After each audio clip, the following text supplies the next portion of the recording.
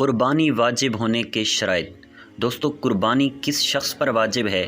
قربانی کے لیے کتنی شرائط ہونی چاہیے؟ کون کون سی شرائط پائی جائیں گی تو آدمی پر قربانی کرنا واجب ہوگا؟ اور قربانی واجب ہونے کے لیے کتنا مال ہونا چاہیے؟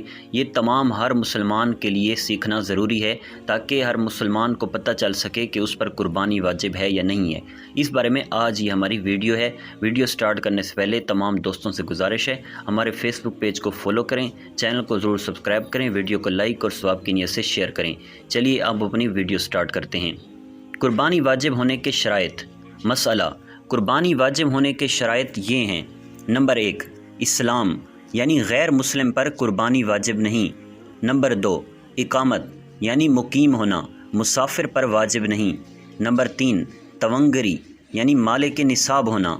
یہاں مالداری سے مراد اور تونگری سے مراد وہی ہے جس سے صدقہ فطر واجب ہوتا ہے، وہ مراد نہیں جس سے زکوٰۃ واجب ہوتی ہے۔ اور صدقہ فطر کس شخص پر واجب ہوتا ہے اس پر بھی ہم نے ویڈیو بنائی ہوئی ہے جس کا لنک ڈسکرپشن میں آپ کو مل جائے گا۔ نمبر 4، حریت، یعنی آزاد ہونا۔ جو آزاد نہ ہو اس پر قربانی واجب نہیں، کہ غلام کے پاس تو مال ہی نہیں ہوتا لہٰذا عبادت مالیہ اس پر واجب نہیں۔ مرد ہونا اس کے لیے شرط نہیں، عورتوں پر بھی قربانی واجب ہوتی ہے جس طرح مردوں پر واجب ہوتی ہے۔ اس کے لیے بلوغ، یعنی بالغ ہونا شرط ہے یا نہیں، اس میں اختلاف ہے۔ اور نابالغ پر واجب ہے بھی صحیح، تو آیا خود اس کے مال سے قربانی کی جائے گی یا اس کا باپ اپنے مال سے قربانی کرے گا؟ ظاہر الروایہ یہ ہے کہ نہ خود نابالغ پر واجب ہے اور نہ اس کی طرف سے اس کے باپ پر واجب ہے، اور اسی پر فتویٰ ہے۔ قربانی واجب ہونے کے لیے کتنا مال ہونا چاہیے؟ ہر بالغ مقیم مسلمان مرد و عورت مالک نصاب پر قربانی واجب ہے۔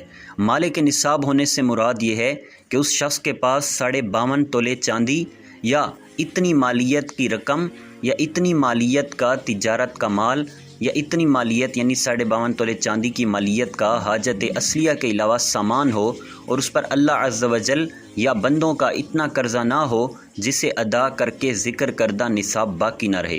فقہائے کرام رحمہ اللہ السلام فرماتے ہیں، حاجت اصلیہ یعنی ضروریات زندگی سے مراد وہ چیزیں ہیں جن کی عموماً انسان کو ضرورت ہوتی ہے اور ان کے بغیر گزر اوقات میں شدید تنگی اور دشواری محسوس ہوتی ہے، جیسے رہنے کا گھر، پہننے کے کپڑے، سواری، علم دین سے متعلق کتابیں اور پیشے سے متعلق اوزار وغیرہ۔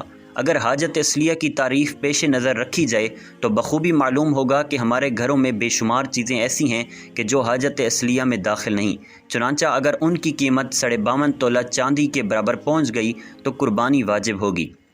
میرے آقا اعلیٰ حضرت امام اہل